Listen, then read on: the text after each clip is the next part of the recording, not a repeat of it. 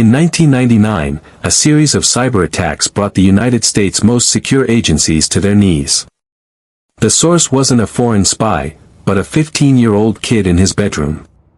This is the story of a genius who crossed a line he couldn't come back from. What happens when a prodigy with nothing but a dial-up connection and a brilliant mind outsmarts the entire U.S. military-industrial complex?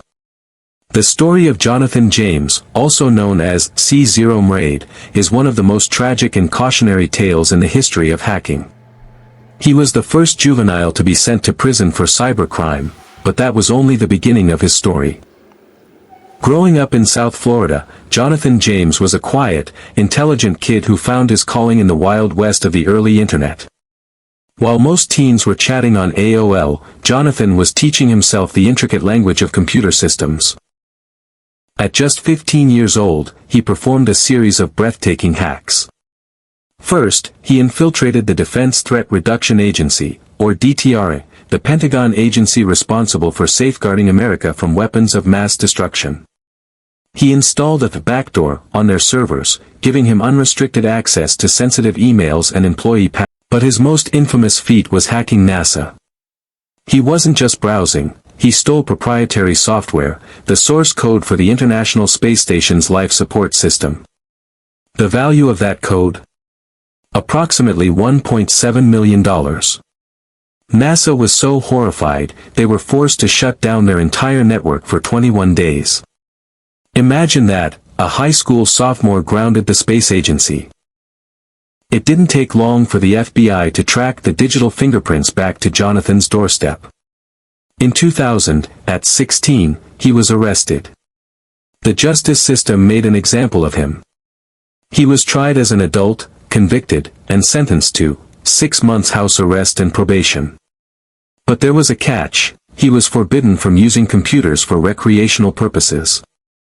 For a savant like Jonathan, this was a form of torture. His passion, his identity, was now a parole violation. Years later, in 2007, a massive new hacking scandal erupted.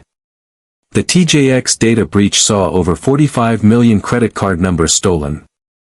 The FBI suspected a new ring of hackers, but their investigation kept circling back to a familiar name, Jonathan James. The FBI raided his home. Jonathan maintained his innocence, but he was terrified. He was a convicted felon, and the government was ready to throw the book at him. The pressure was immense. On May 18, 2008, at the age of 24, Jonathan James took his own life. He left a suicide note. "I honestly regret my actions. I have no faith in the justice system. Perhaps my actions today will send a stronger message than the words of my past." Asterisk. Jonathan James's story is a complex tragedy. He was undoubtedly a criminal who caused millions in damage, but he was also a kid who never got a real second chance. His case sparked huge debates about how we treat juvenile cybercriminals, as malicious threats or misguided prodigies. He was a ghost in the machine, who ultimately became a ghost because of it. What do you think? Was Jonathan James a villain,